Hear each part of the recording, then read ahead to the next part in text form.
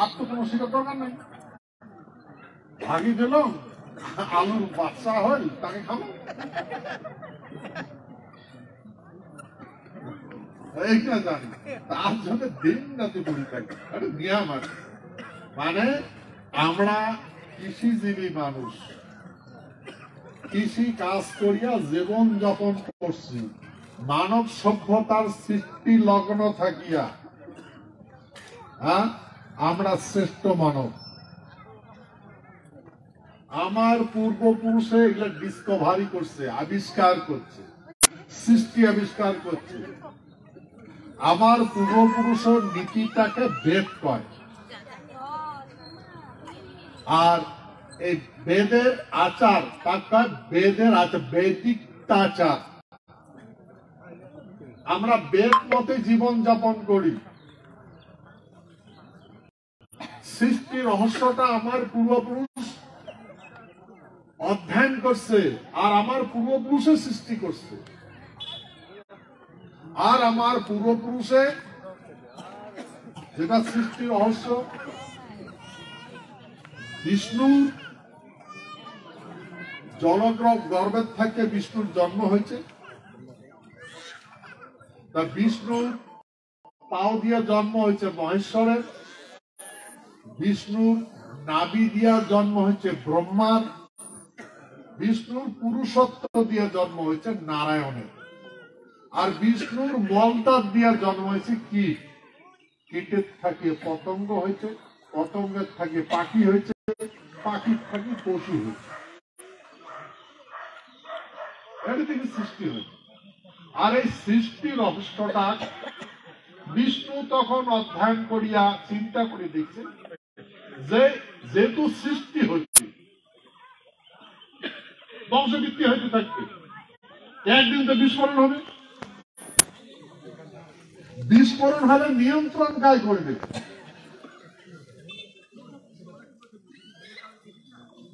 আচ্ছা, এই বাপ মাও শুনে বুঝে, বাপ মার মাই শুনে বুঝে, বিশেষ করে বাপই শুনে বুঝে এই বেটাটা কি হবে, ওই ব্যক্তি কি হবে, বুঝে না বুঝে? কয়টা যদি বেটা থাকে বাপটা বুঝে কার কোন দায়িত্ব দেওয়া যাবে, কার কোনটা পালন করি পাবে। তেমন বিষ্ণুর যেহেতু সৃষ্টি হচ্ছে, বিষ্ণুর থেকে ব্রহ্মার সৃষ্টি হয়েছে, মহেশ্বরের সৃষ্টি হয়েছে, নারায়ণের সৃষ্টি, সে তো বিষ্ণু এই নারায়ণ সর্বশ্রেষ্ঠ বলে ধারণ করছে যে এইটাই ঠিক বেটা। তো উহার হাত দিচ্ছে শঙ্খ চক্র গদা পদ্ম, আর বাকিগুলো যোগ্য মনে করে নাই। মহেশ্বরের হাত দিচ্ছে ত্রিশূল। ত্রিশূল ত্রিশূলটা একটা মারণ যন্ত্রণাময়, কাজ করা, নাঙল টানে না ঘুম বাড়ি। আর ত্রিশূল হচ্ছে মাটি ঘোড়া জিনিস। ত্রিশূলের মাথাটা আছে কারাইলের হাসকি, আর গোরখানেতে মাটি ঘোড়া। ত্রিশূল ফেলে রাখা যায় না, ত্রিশূল গাড়ি দেওয়া নাকি, ওর কাজে এসে মাটি করবে, ঘোড়াঘড়ি করবে, বলেন? তো এটা মহেশ্বরক দিছে।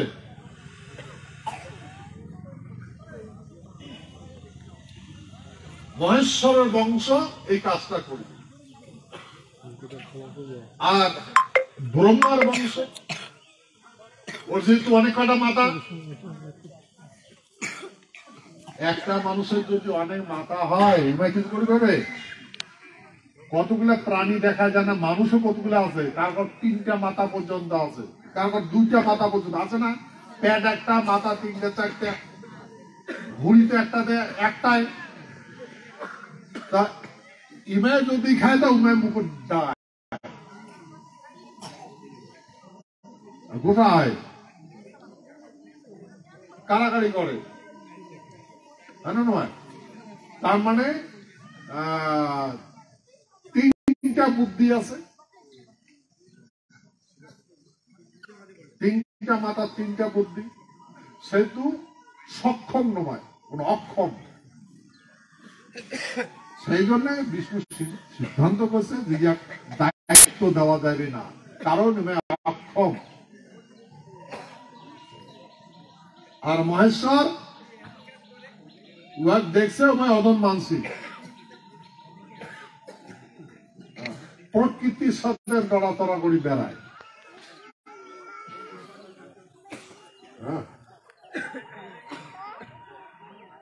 সেই জন্যে এই বিষ্ণু নারায়ণক দেখছে, ওর 4টে হাত, শঙ্খ চক্র গদা পদ্ম উহাকে দিছে। শঙ্খ চক্র গদা পদ্ম হয়েছে শাসনের যন্ত্র। দিয়ে কইছে যে যখনে যখনে এই বংশের বিস্তার হবে, যখনে যখনে সন্তুলন বিগড়ে যাবে, এগুলা নিয়ন্ত্রণ করার জন্য যন্ত্র দিচ্ছে। এই নিয়ন্ত্রণ করার জন্য ওই যন্ত্র দিয়া অনন্ত কোটি ব্রহ্মাণ্ড নিয়ন্ত্রণ করছে, যার জন্য নিজের নিজের কক্ষপথ, অনন্ত কোটি ব্রহ্মাণ্ড নিজের নিজের কক্ষপথ ঘুরবে। কাক দিছে এটা? নারায়ণ।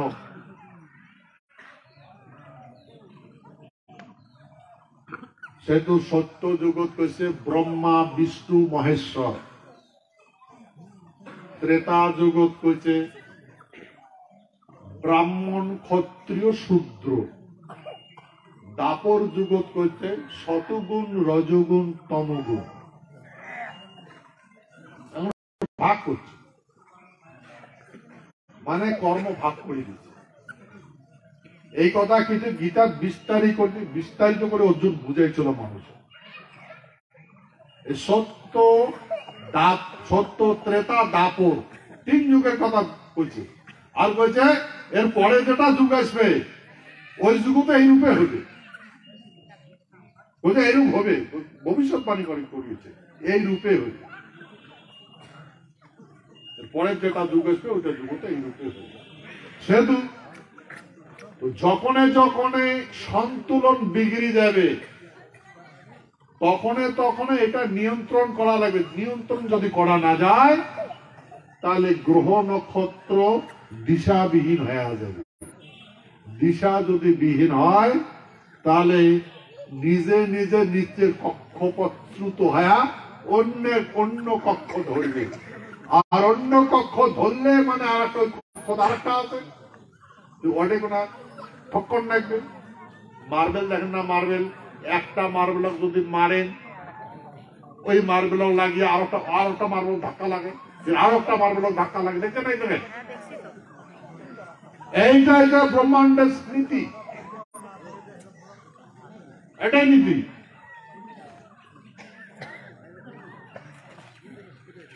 সেই জন্য এই নীতিগুলা কন্ট্রোল করার জন্য নারায়ণের দিছে দায়িত্ব, যে অনন্ত কোটি ব্রহ্মাণ্ড নিয়ন্ত্রণ করার জন্য যন্ত্রগুলা দিছে। এটা অনন্ত কোটি ব্রহ্মাণ্ড নিয়ন্ত্রণ করে। আর যদি নিয়ন্ত্রণ করা না যায়,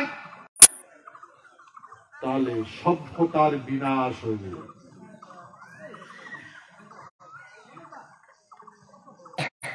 সেই দায়িত্ব দিচ্ছেন নারায়ণের হাত।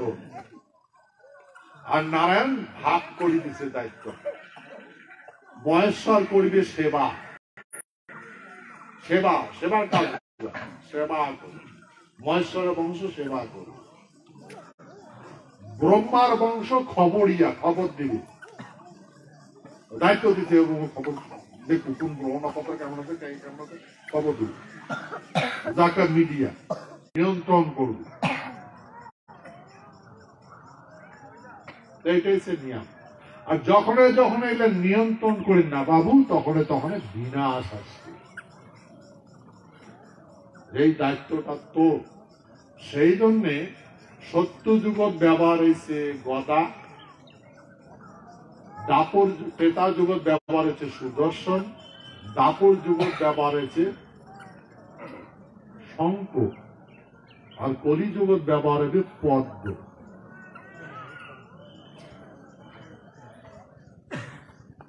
4 যুগের 4টা যন্ত্র, নিয়ন্ত্রণ যন্ত্র।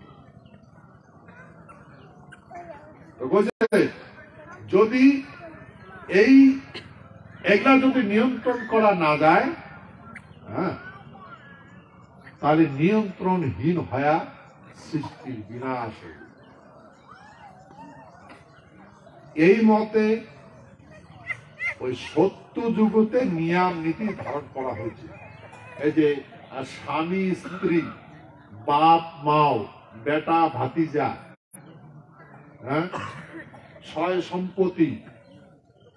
সম্পত্তি সঞ্চয়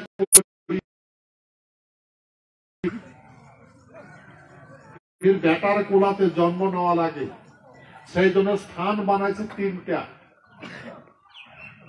স্বর্গ, নরক আর নরকুণ্ড।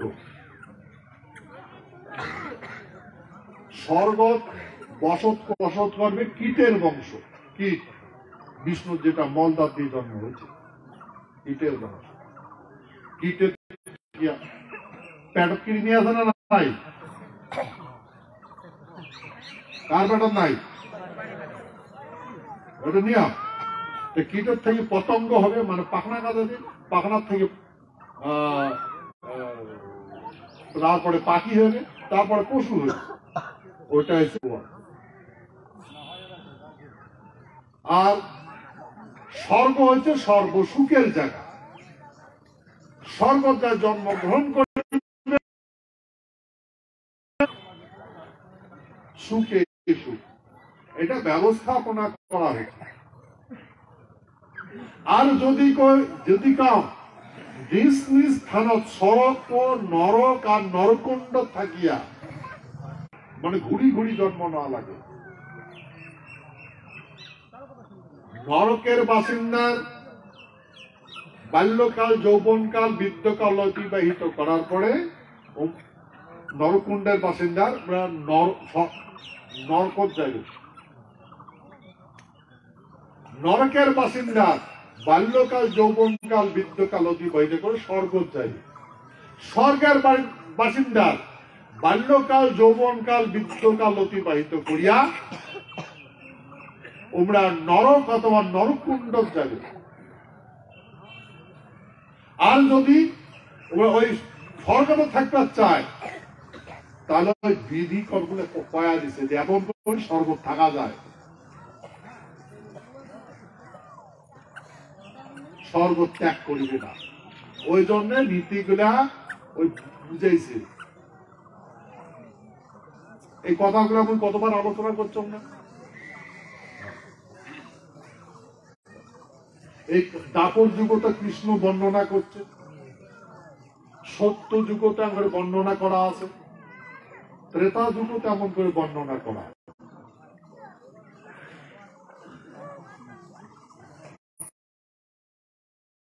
বর্ণনা করা শাস্ত্র। একবার রাম নাম নিলে শত পাপ হারে, জীবের কত সাধ্য পাপ করবে। আছে না লেখা? রাম নাম রাজা না তো মায়েরা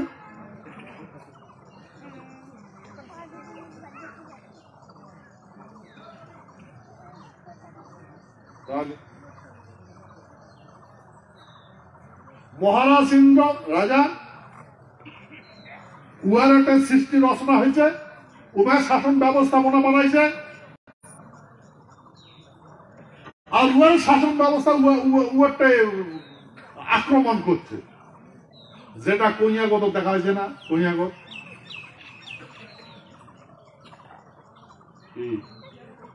কইয়াগতের জ্ঞান আছে তো না গেছে, দেখছেন না? এইটা সভ্যতার নীতি, এটা আমার জাতির কৃষ্টি, এটা আমার সভ্যতার নীতি।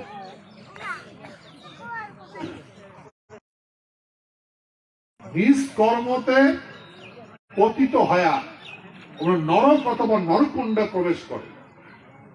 সেই জন্য গীতা কৃষ্ণ অর্জুনও বুঝেছে, হে অর্জুন, মানুষ যেমন পুরানা বস্ত্র পরিত্যাগ করিয়া নতুন বস্ত্র ধারণ করে, তেমন আর হীরার জন্ম নেওয়া লাগে। যদি তোর জ্ঞান থাকে, তাহলে তো সর্বস্ব কুলতে জন্ম হইবে। হে অর্জুন, তুই যে কুল জন্মগ্রহণ করছিস, সর্বস্ব কুল। স্বর্গ জন্মগ্রন্থ। কুরু স্বধর্মে নিধানং শ্রেয় পরধর্ম ভয়াবহ। অর্জুন, তুই যেই কুল জন্ম নিচ্ছিস ওটা শ্রেষ্ঠ কুল। এই কুলতে তুই বারবার জন্ম নেই, নিদানং শ্রেয়, এটাই শ্রেষ্ঠ জায়গা, এটাই মনে, এটি জন্ম। পরধর্ম ভয়াবহ, আর এটা তো না করিস তা তোর ভয়াবহ কুলের জন্ম হবে। সেটা কি? নরক অথবা নরক কুণ্ড। কাই কইছে এটা কথা? আর কৃষ্ণ কইছে। অর্জুন তখন কইছিল যে প্রভু, তুমি তো অন্যের কাজ করছ, ভিক্ষা করিও খাইছ, মাইসের বাড়ি চাকরি করি খাইছ, তাহলে আমার পাপ হয়েছে। যে তোমার পাপ হয়েছে, রাজ্যটা হারাইছ। আমরা 5 ভাই মিলিয়ে যুগে খেলা রাজ্যটা হারাছি, আমার পাপ হয়েছে। তবে আমার তো জন্ম নেওয়া লাগবে, নরপদ বা নরকুণ্ড জন্ম নেওয়া লাগবে। তাহলে পরে এগুলা চিন্তা করা কে করে যান, যেটা জন্ম হয়ে যাবে। কৃষ্ণ কৃষ্ণ এখন বুঝেন, তাই অর্জুনে কৃষ্ণ বুঝেন। তাহলে মন লাভ কি? কেন এগুলা করেন? তখন কৃষ্ণ বলছে, হে অর্জুন, कर्माणि बधिकारस्ते मा फलेषु कदाचन मा कर्म फले प्रभु मत्ति कवि कमिनी। আর যেমন যেমন কর্ম করবে তেমন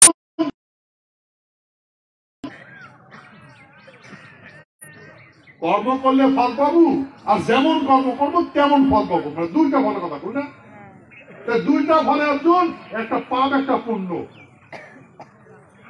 মানুষ পৃথিবীর যা কর্ম করবে দুইটা ফল ধারণ করবে। যা কৃষ্ণ আলাপ অর্জুন কয়, তাহলে ঠিক আছে, তোমার তো পাপ হয়েছে, তাহলে আর মনের চিন্তা করা কি প্রয়োজন? অর্জুন কবার লাগছে। তখন কৃষ্ণ কয়েছে, অর্জুন সর্ব পরিত্যাজ্য কুরু মামেকং শরণং ব্রজ। বোঝে নাকি? তার সর্বধর্ম পরিত্যাজ্য কুরু মামেকং শরণং ব্রজ, মানে কর্ম কর, কর্মাণি।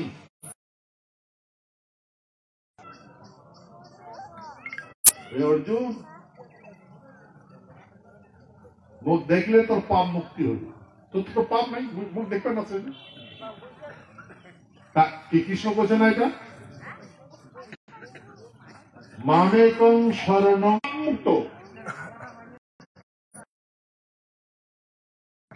তুই পাপের চিন্তা করছিস কেন? অর্জুন, এইটাই নিয়ম। সেই জন্যে তো রজগুণী কোয়া হয়, তুই রজগুণী মানুষ, আর বাকি গুলো তমগুণী আর শত। সেই জন্য কি, তাহলে কি ফল কোটা পাওয়া যায়? কর্মতে পাওয়া যায়। তো ওইটাই উদ্ধার কর, ওইটাই উদ্ধার কর।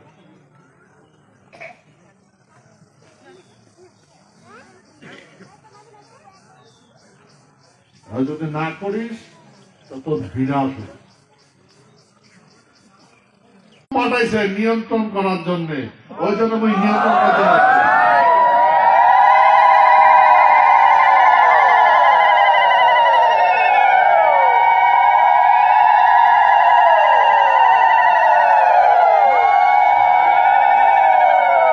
এখন কৃষ্ণের এই কথা শোনার পরে অর্জুন বুঝে, হে অর্জুন, এই যুগ যুগান্তর থেকে দেখ, এই রজগুণী মানসি রাজা মানে জীবন যাপন করে, ক্ষত্রিয় মানসি রাজা দর্শনে পাপ মুক্ত হয়, তাছাড়া পাপ মুক্তের জায়গা নাই। রাজা দর্শনে পাপ মুক্ত। যদি পাপ মুক্ত হয় পুনর্বার ক্ষত্রিয়গুলোতে জন্মায়।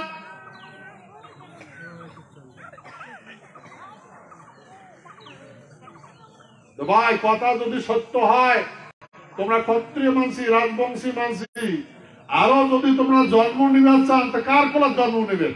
কন্ত পৃথিবীর কার কোলার জন্ম নেবেন? নিশ্চয় তোমার বেটার কোলার। কন্ত কার কোলার জন্ম নেবেন?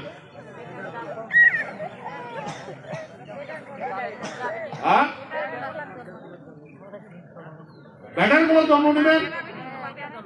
হ্যাঁ,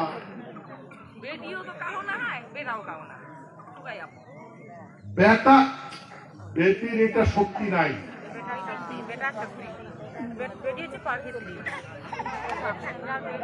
বেটি আত্মা ধরির পায় না, বাপে আত্মা, বেটা আত্মা ধরে।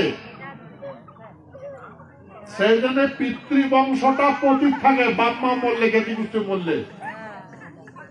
বেটা গুলা কয়, বাপ মরলে কয়, বাবা মোর কোলা দেয়, মোর শৈল দেয়, মা মোর শৈল দেয়। পতিত থাকে না, না থাকে বাপ মা মরলে। প্লাস তোমার বংশটা পতিত থাকে না, না থাকে? পিতৃবংশটা না মাতৃবংশটা থাকে? কায় বানাইছে? আমরা বানাইছি না? সত্যযুগ থেকে চলিয়েছে। একেকা বেদ আর বেদের আচার, বৈদিক আচার, বেদ আর বৈদিক আচার। তাহলে আমরা বর্তমান জ্ঞানী মানছি না সত্যযুগ থেকে জ্ঞানবান হয়ে ভূখণ্ড পৃথিবী শাসন করিয়াছিল, সুন্দর করে জীবনযাপন করছে মানছি? হ্যাঁ, কোনটা? এলা এলা সেই মানুষের মাথার মাঝে হাগি দেয়।